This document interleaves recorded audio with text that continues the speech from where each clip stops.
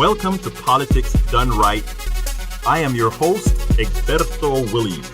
This is the progressive program that will take the mystery out of politics. This is the program that will encourage you to make sure government becomes we the people. Whether you are liberal, conservative, or otherwise, you get to air your point of view. Remember, you can also send me a tweet to EGBERTOWILLIES.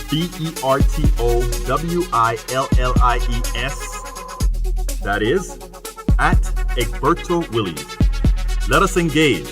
It is politics done right. 1, 2, 3, 4. Well, folks, welcome to one more edition of Politics Done Right. I'm Egberto Williams, your host. Thank you so kindly for being a part of the show. Look, folks, we're going to get busy into the show because, as usual, over this week, we've been having some technical difficulties initially, but we're not going to have that right now because we have a very important program. The title of the program today is as follows: The Designing of an Educational System to Create Unchained Slaves of Corporations. And of course, subtitle: The Coercion of Our Economic System is Hard to Escape. Its infiltration into our educational system is the scariest of them all. It is subtle as it creates corporate slaves. Look, folks, my good friend Victoria Young recently tagged me on Facebook. You know, she had read a blog I wrote about most Americans being a part of benign slavery. We are slaves to corporations, many relegated to indentured servitude. She had found a symmetry with an article I failed to find right now, but Victoria is a hell of a blogger. Let me just tell you that. She's a hell of a blogger. She's a veterinarian. She's an author. She's an education activist. She's a protagonist at thecrucialvoice.com. And, you know, when I spoke about thecrucialvoice.com, she wanted me to make sure to let everybody know it's the crucial voice of the people. She wanted it to be clear. She meant the crucial voice of the people. Look, we are honored to have her on Politics Done Right today. First, to discuss two of her most recent blogs that cut to the core. The first one, The Fierce Urgency of Now, and the second, In Pursuit of Truth, Bill Gates and the Education Reform. Well, Victoria Young, welcome to Politics Done Right.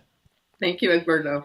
Look, it is, let me tell you, it is a pleasure to have you on. And, you know, this week with all the strikes that are occurring in the strike that's occurring in LA and the strikes that occurred throughout red states today, or rather over the last year, I said we had to have you.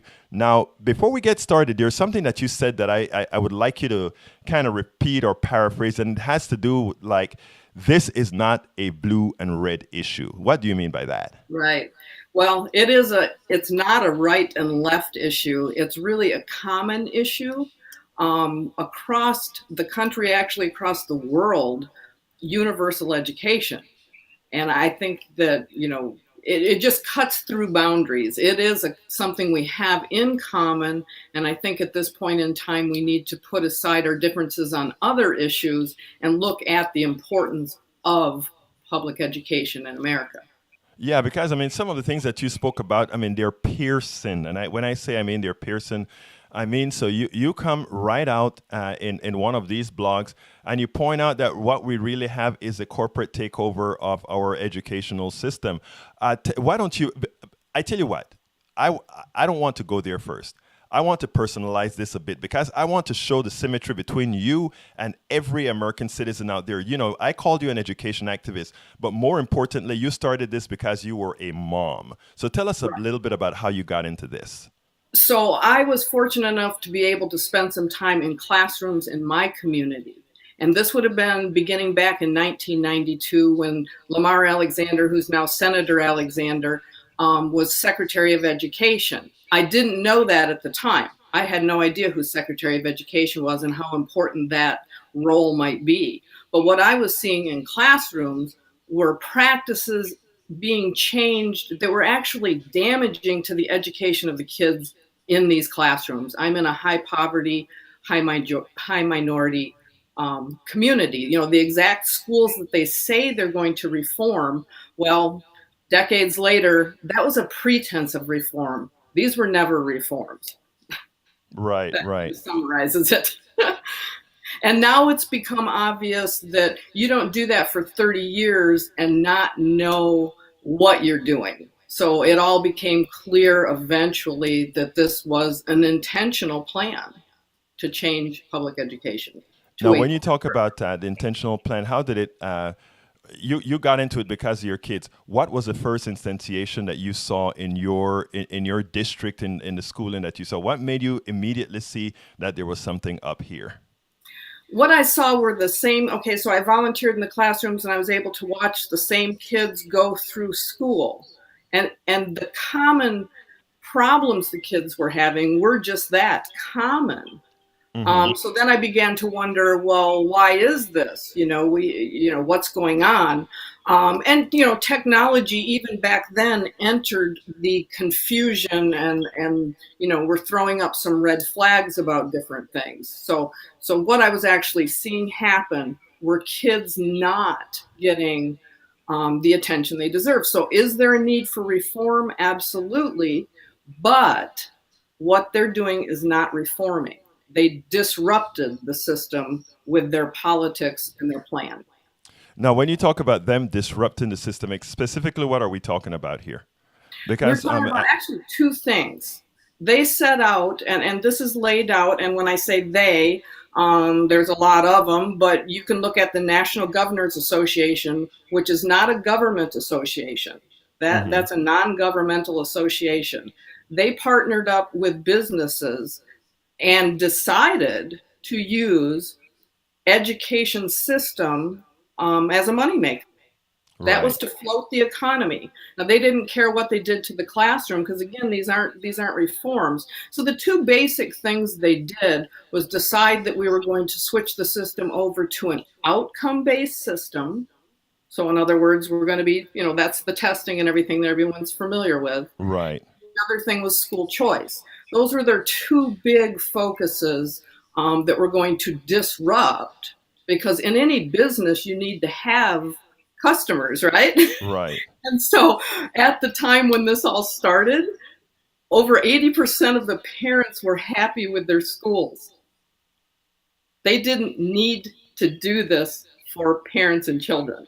Right. They need to do it for business. You write about the deviousness of the word choice. Why don't you kind of explain that? Well, and that goes back to the one blog that included the fierce urgency of now. That connects the education system to the economic system. A man named James Buchanan, his theory ended up being called public choice. And it's kind of a fooler. Right. Yeah, in a lot of ways. And so, going way back, actually, school choice was, and he outright said, it's one of the ways to stay segregated. Mm-hmm. So. No, but when you also talk about choice, I mean, in reality, when we tie that into things like charter schools and all that kind of an issue, what's the intersectionality that you see there? Choice, charter schools, and what exactly does that have to do with the entire schooling system in general? How they want it moved forward?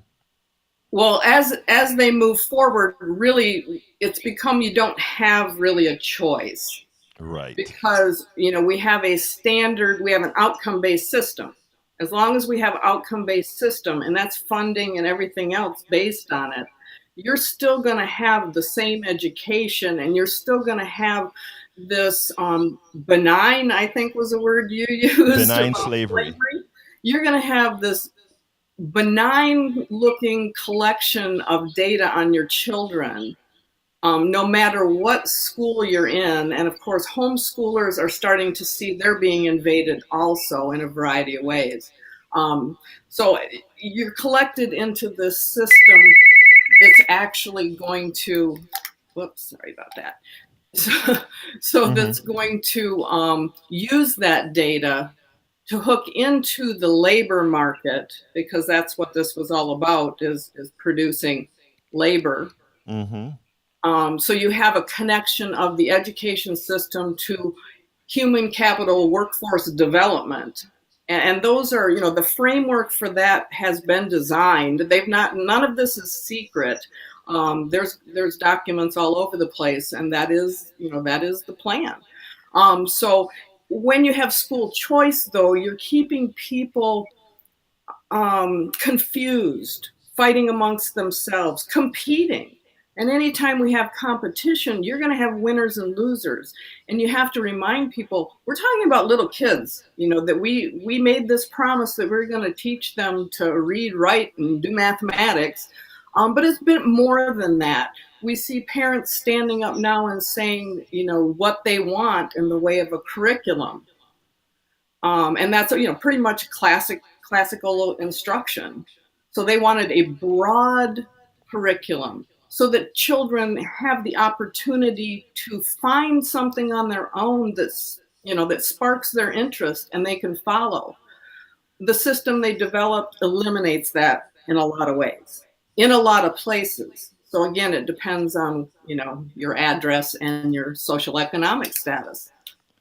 Now, you just said something that is very, very important, and this is where a lot of your work intersects with a lot of my work. You work almost entirely on education and how the corporatocracy is corrupting education and doing the wrong things in education.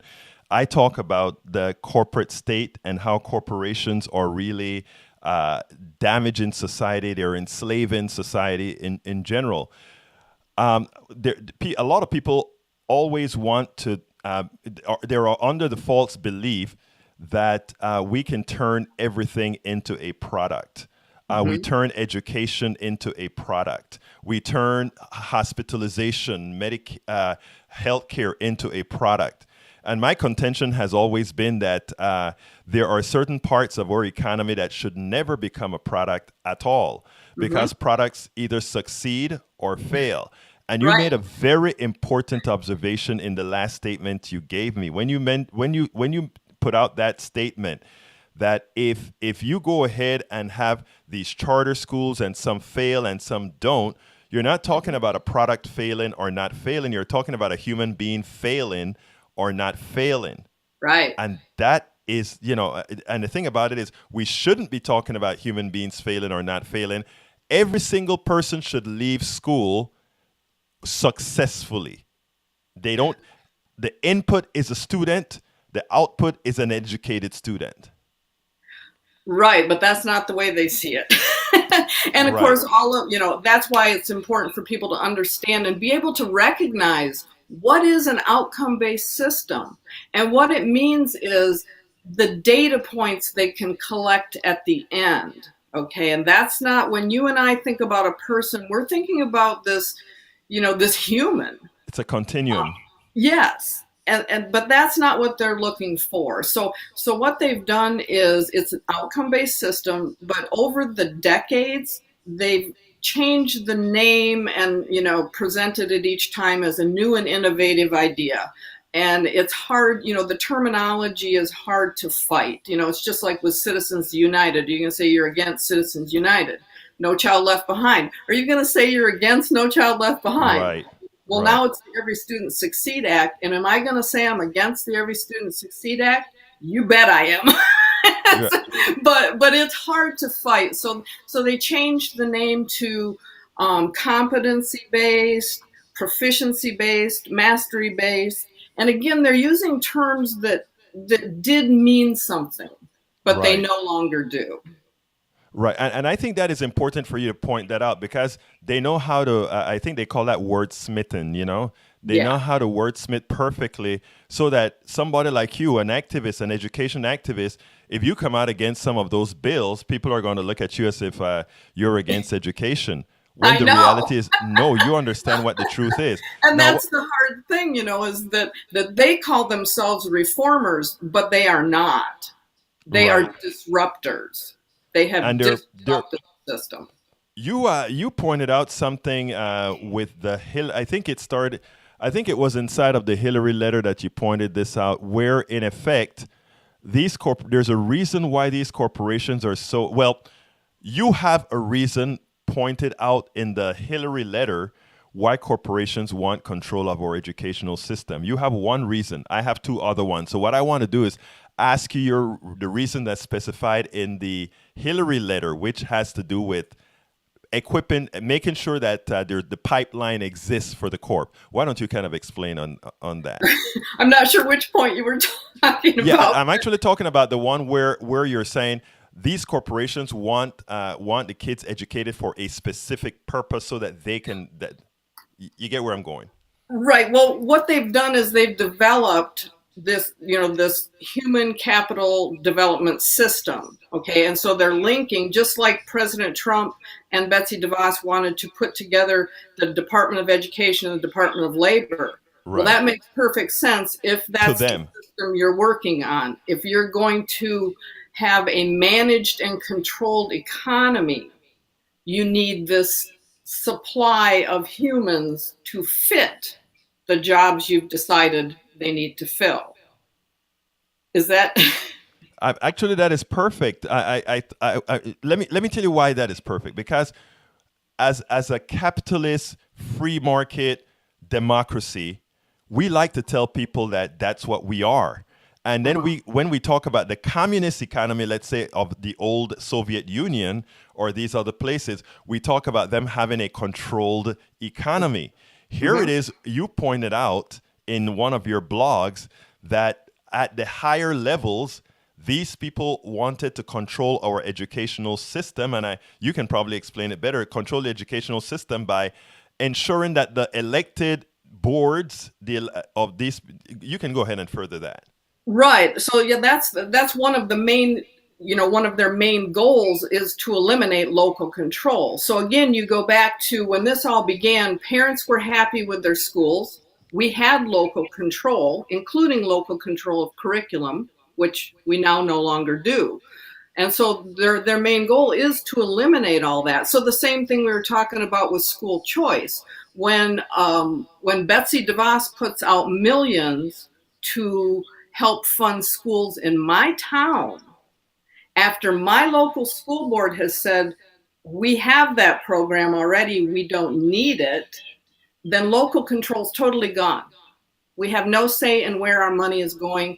And I guess in DC, they think they know better what's needed in my community. And that's the thing, undermining local control. Now, reading that letter that you placed in your blog, the letter to Hillary Clinton, and the dissection of that letter. First of all, you pointed out that a lot of this was found. You actually found some of this on a right-wing website, which shows that we are both against a whole lot of what they're trying to do to education, both the right side of the spectrum and the left side of the spectrum. The right and left actually agree if they would read each other's stuff. Right. And ignore the other issues that we don't agree on, because we agree on education. Right. And what I found is, what I found a deep-seated issue, other than them not them saying let's eliminate.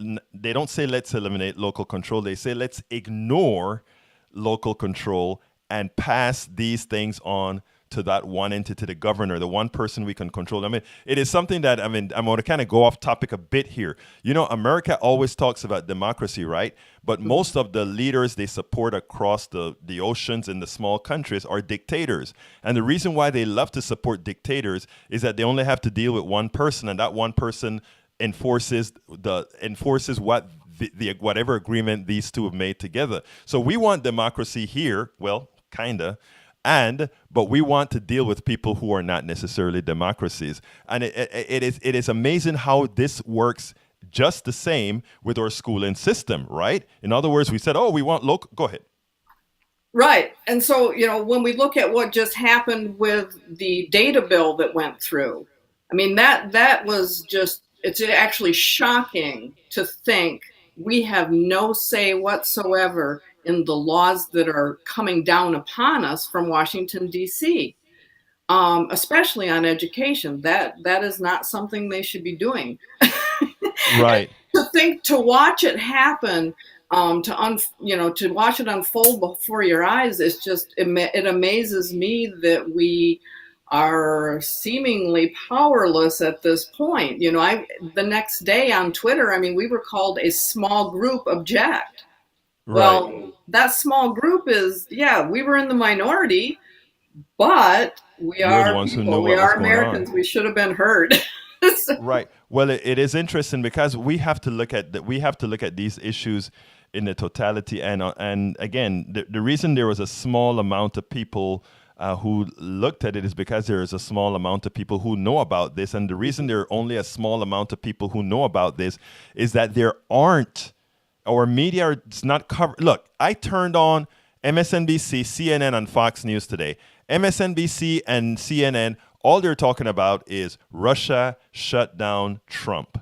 If we go ahead and do Fox News, it's how they're attacking Trump. Russia is no big deal. I mean, that's all they're talking about. There are so many other issues that are going on. I mean, right now we have the pilfer of our commons, the pilfer of our state parks, the pilfer of our resources. Right. Nobody's talking about that. Well, and that's part of the plan, distraction, confusion, chaos. That's why they disrupt things.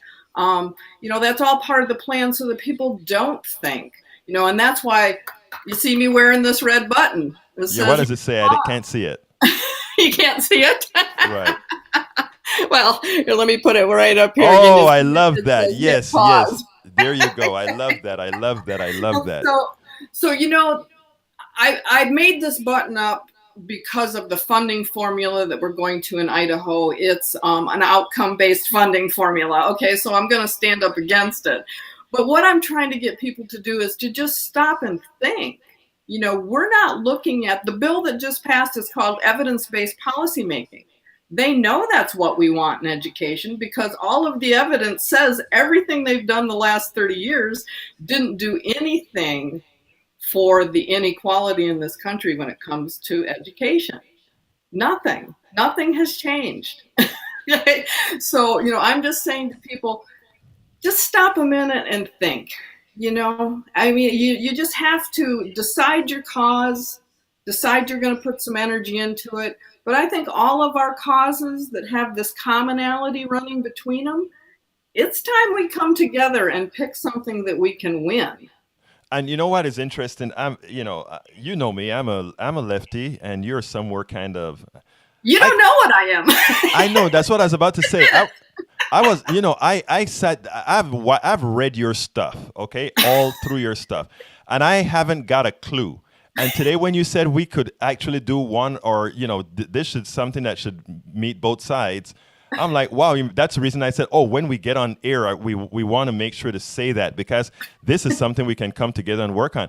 But my contention is even deeper than that, Victoria, because when I analyze what both sides want, right, and I live in a very red area.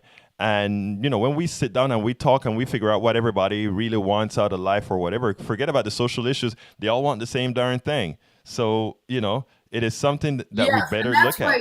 If you have a chance to read the one that I did on George Orwell about conformity of political language, see, that's exactly the point he was trying to make in this essay that he had written, is that, if we did get the chance to sit down together, we'd probably agree on much, much more than what we disagree on. But we are divided by language. Right. And the thing about it, it's not phonetic. It's that language of, that the divide. The divide is by design. The divide is by design because if there's chaos between people, they aren't looking at where the problem really lies. And in the case of education, which is your subject of activism, what we find is that, oh my God, the people agree there. If the people agree there, we'll no longer have these charter schools. Look, I just we won't have the product. If we agree on what needs to be done, we won't have a product to sell. I mean, they really have floated the economy on the back of public education. And that includes the technology industry. Now, a lot of people are employed by the technology industry, but I guess what I'm saying is you need to back off. We're talking about little kids, and I think most people would agree that little kids need a chance to be little kids. They, plugging them into these machines right off the bat. We're talking preschool.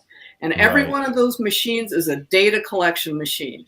Now, when we grew up, you were allowed to make a mistake, and it wasn't going to go on your permanent record. Remember that when Oh, you got yeah. old enough that things were going to go on your permanent record? Right. Well, these little kids, they have a permanent record right from the beginning. So when it comes to the hiring algorithms that they're putting together, if you've made a mistake and it's between you and someone else, you're never going to know what information they had on you. Oh my God! Bringing that up, you bring me to another section in your blog that is so very important. Supposedly there was abstraction between data records, but there is a diagram in your document that just shows how they can unite from your elementary school records to your college records, right up to your employment records, without all of them having to be indexed by the same values. It was amazing the way it turns out that they can follow your entire path and decide, is this pattern what we want for our jobs? In other words, everything is done. You called it you and I spoke a few days ago, where you called it something. I don't remember where it was. Well, okay, so during the Great Recession, when we were all distracted by that, Right. They did some research on developing the framework for human capital development data system. Think about that. Yeah, think about that. It's a long title, so you get kind of lost in the title. But that is what they were doing. What they did was, between President Bush and President Obama, they had lessened the privacy protections so that parents, they no longer needed parental consent to share data. And so they went ahead with all of this data linking in preparation for the P20W, which is preschool through 20, like college or degree, into the workforce. P20W data system. And with that, they have full control. They can see everything about you, how you did from K right up until college. Right. And so we don't have the privacy laws put in place like they do in Europe. So the law that just passed, that we fought so hard to not have passed, that's the foundation for this. That gave agencies at the federal government the right to consolidate the data. That is sad. Folks, if you want to give us a call, anybody's listening, 646-716-5812. Again, that number is 646-716-5812. We have Victoria Young with us. Victoria is not only a veterinarian by trade, but she's also an author. She's also an education activist, and what I call a hell of a blogger. I really enjoy reading her blogs, and her blogs are also carried at the Coffee Party USA sites, as well as I have copied a couple of her blogs at egbertowillies.com. I mean, she really does her research, and not only does she do it her blogs are easy to read. I think everybody needs to go to thecrucialvoice.com. thecrucialvoice.com and visit her The Crucial Voice of the People website. And notice I said The Crucial Voice of the People. But so my first book, and this is how I got the missing voice as my Twitter, is my first book was Education's Missing Ingredient. Okay, but it didn't sell like it should, right? So I did the second edition with an update, and that's The Crucial Voice of the People. So I'm trying to tell people the missing ingredient is the crucial voice of the people. And I think, it's just in line with what America stands for, or did stand for. And that's where local control, has its place. But a balance of governing, I think, people, when you say local control, they'll say, and this is Mark Tucker's argument, which I don't know if a lot of people know who Mark Tucker is, but he's tell him who he is. He's basically, I would call him the mastermind behind the plan. He worked for the government for a time went on to work for Carnegie Foundation of New York, and then has his own organization, which is the National Council on Education and the Economy. He is a world-renowned expert on outcome-based education. Which is a failure. Yes. So he will tell you, and actually he has told people, and so outcome-based education is standards-based education. And that's where it gets tricky for people to understand because, I'm a veterinarian. We practice to a standard of practice. So standards can be good. See, so again, here's this political language that's confusing to people. So when I say I'm against standards-based education, that doesn't mean I'm against standards. I'm against the use of standards in an outcome-based system. I like to call it the use of standards as a weapon. It is. And that's where Common Core came in. And I know, again, that's hard for people to understand because for some states it was an improvement. For others, it wasn't. But it was never just about the standards. And if you go back and look at what Bill Gates kept trying to tell everybody, there's a New York Times article where he says they're just standards. No, they aren't. They are just common data points. Exactly. If we all have different curriculums, then they can't judge the kids in their algorithm system. Exactly. And the idea, Michael Rudnan said, teach to the test is a bit of a problem. School should be about learning what's important and to learn how to think, which is absolutely true. But I want to add to that, and that is that when we talk about teaching to the test or etc., what we're really saying is, or not teaching to the test, but when we talk about having all these programs that test people, what we're talking about is that some sort of a capitalist company wanting to use your kids as raw material to make some money to sell some software. You won't say that, I know, but I would. Software and data. That software and data. Data industry is kind of obscure to me in a lot of ways, but the data is a big moneymaker. And here we have one of our conservative, a conservative friend that's always on my show.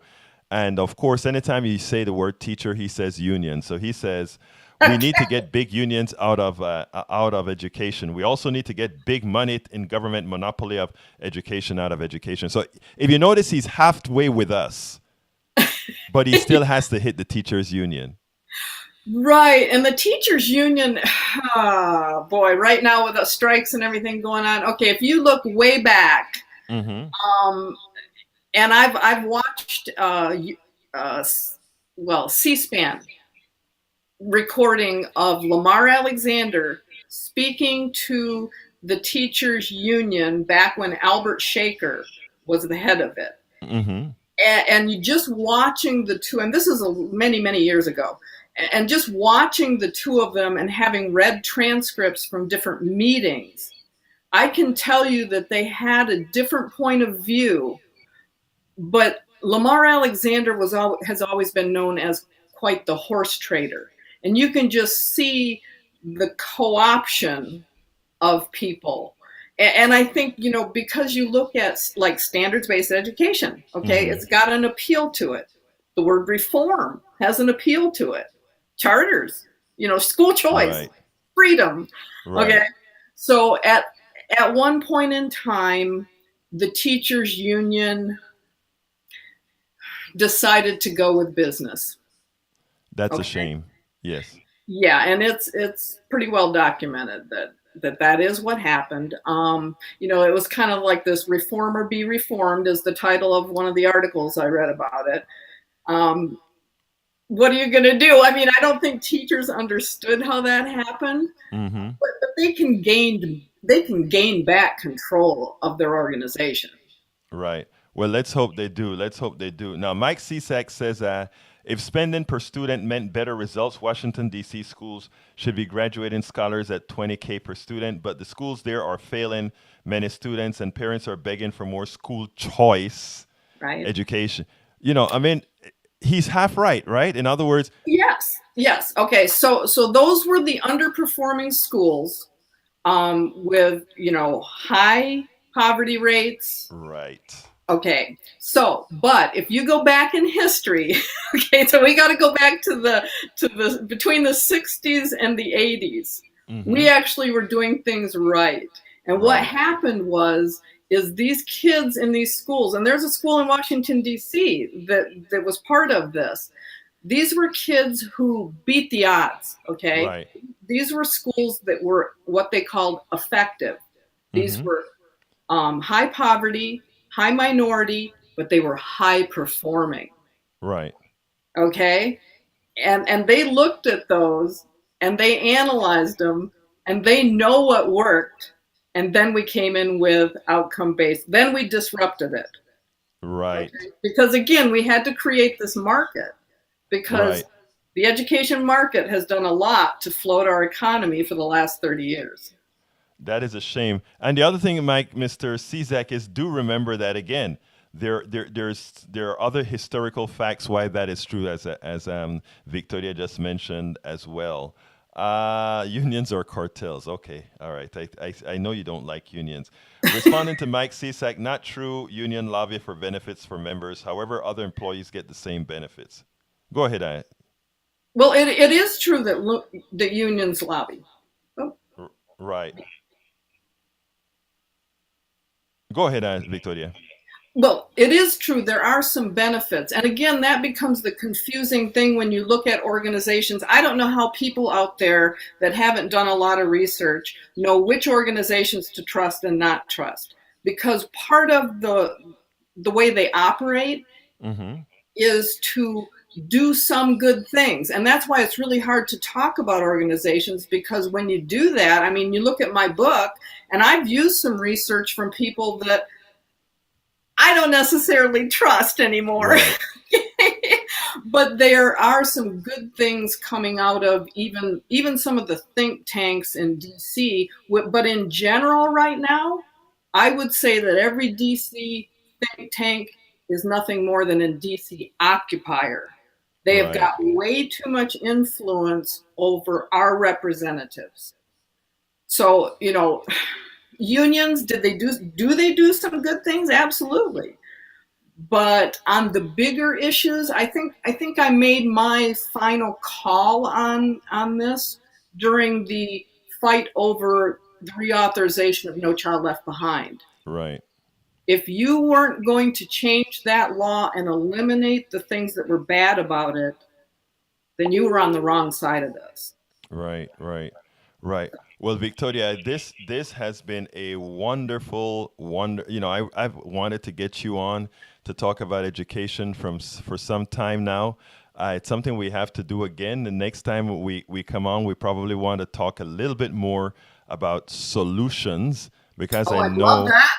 I know you have a whole lot of that. But today we wanted to kind of express what the problems are, the corporatocracy taking over our system and how they want to use our kids as raw material. They only want to teach them what's necessary to get them into, they only want to teach them the jobs that are necessary or to be able to fulfill the jobs that corporate America thinks we want to have right now, as opposed to allowing them without all these tests to expand their horizons to see what's possible, to create new jobs, all these things that could be done if we weren't doing what is that test called? Not the test, but what is it called again? The new education modal.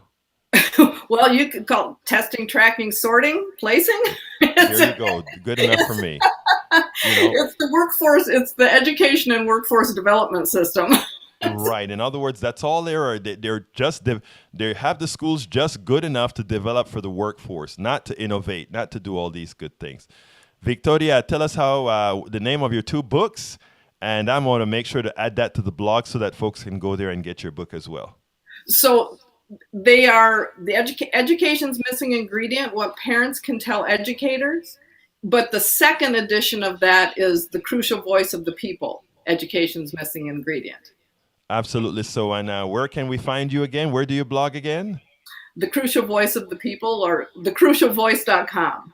The crucial.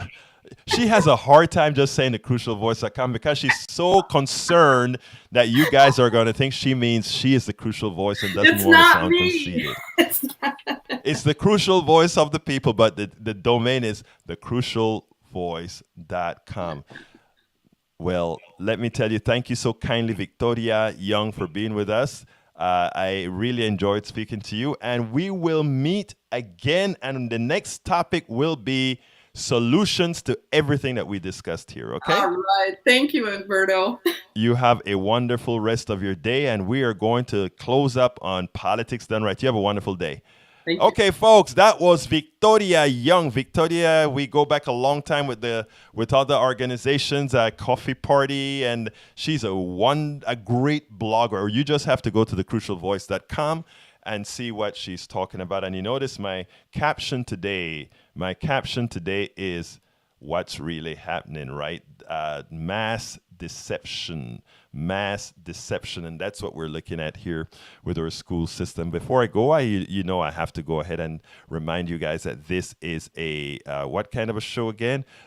Remind you that this is a progressive show that needs your support. So I ask you, those of you who are listening, watching, and seeing all the things that we bring you, to please go ahead and go to patreon.com, patreon.com/politics done right, to ensure that we can continue doing this. We don't only sit down and speak to people from all over the country. We also go there. There are many times we are in Washington, D.C., we're in Portland, Oregon, we are in New York, we're in Atlanta, we're in New Orleans, we're everywhere to bring you what's happening in the progressive space, but not only the progressive space. Every now and then we go into the lion's dens because, we're going to have to bring all those folks together in the long run. So, folks, please go to patreon.com, patreon.com/politics done right, and make sure progressive media that you're going to get nowhere else, gets presented to you.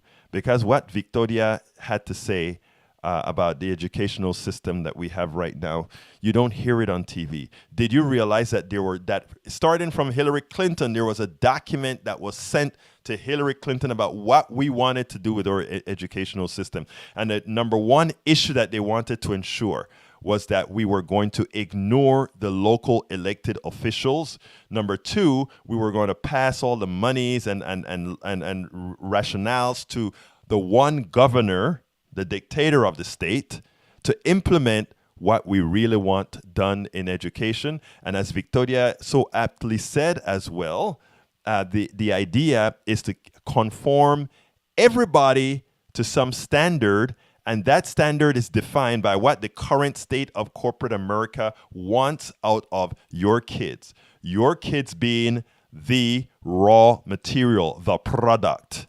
Your kids are considered just the raw material, the capital, the resource for those people at the top to use. So they will make sure that you are not as innovative as you could be. Why?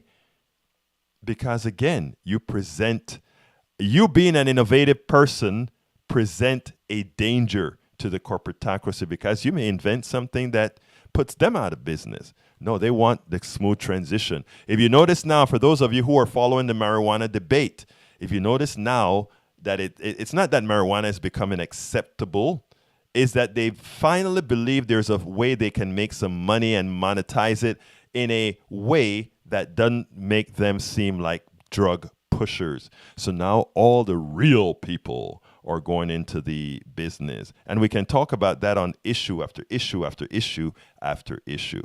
So folks, please go ahead and go to patreon.com, patreon.com/politics done right, and subscribe. It's very cheap, very cheap. And if not, just go to politicsdoneright.com and support the show. For those of you who subscribe, as a token of appreciation, I'm currently writing How to Make America Utopia. The first chapter is out. I'm still way behind because, again, even now, the computer system that we're using for broadcast, we're going to have to change out this weekend because we're starting to have some reliability issue based on performance. So that there are a lot of things that just keep coming up, and not being a big shop, it's only one person doing this thing and keeping all these things, all these controllers running right. So we need your support. Patreon, patreon.com/politics done right.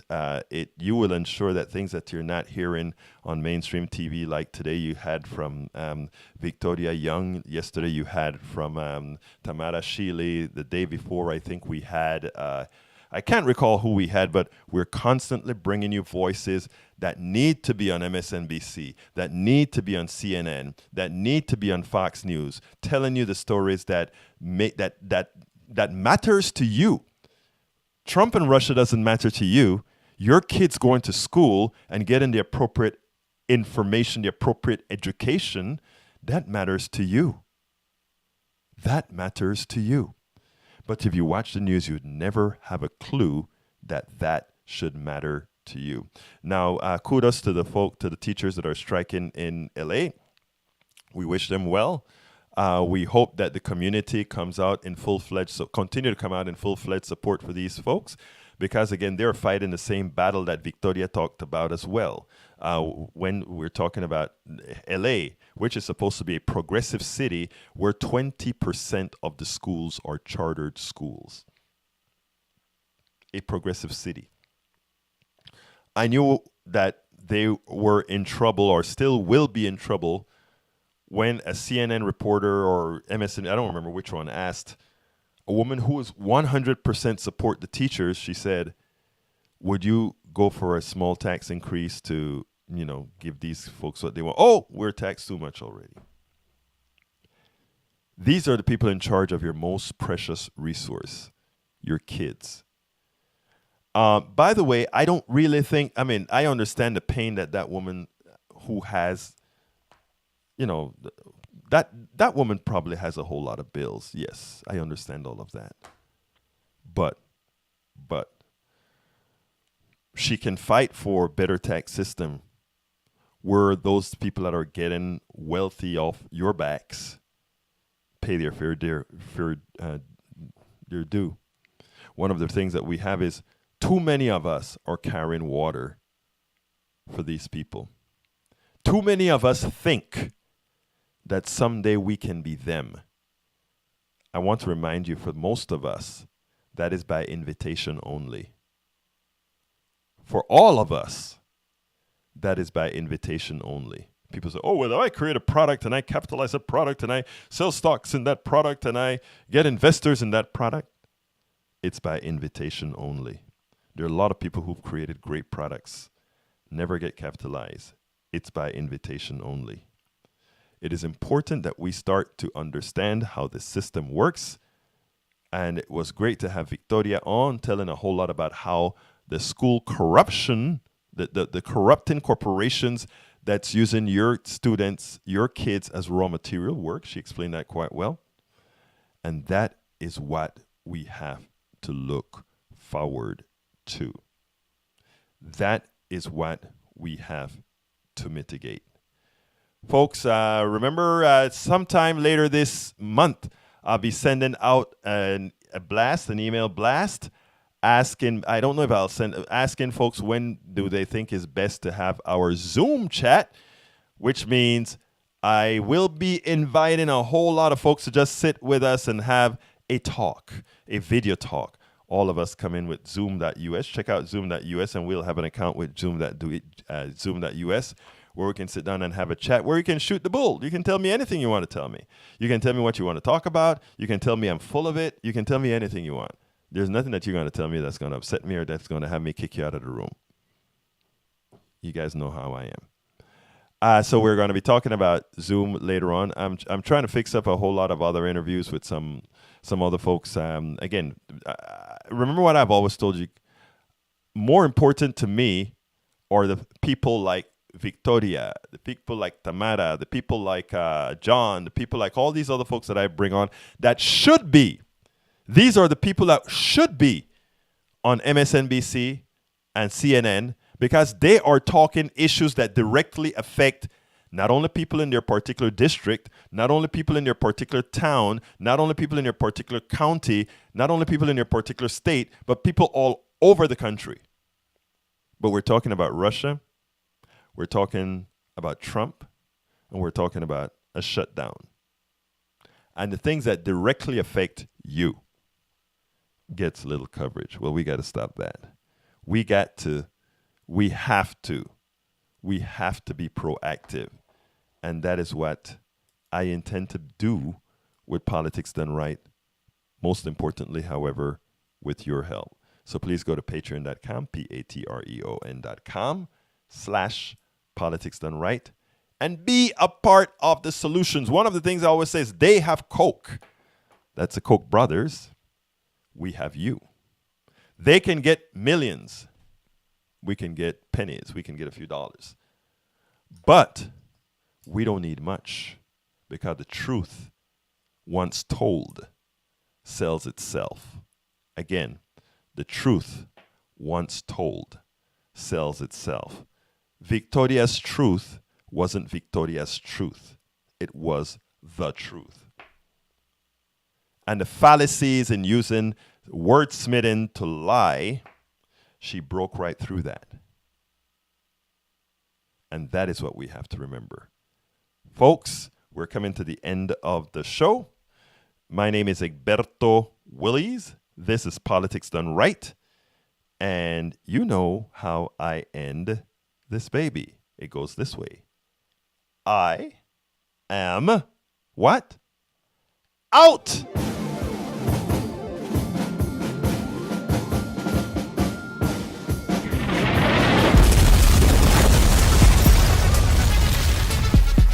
Welcome to Politics Done Right. I am your host, Egberto Willies.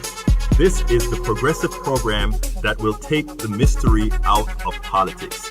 This is the program that will encourage you to make sure government becomes we the people. Whether you are liberal, conservative, or otherwise, you get to air your point of view. Remember, you can also send me a tweet to EGBERTOWILLIES. That is at Egberto Willies. Let us engage. It is Politics Done Right. 1, 2, 3, 4.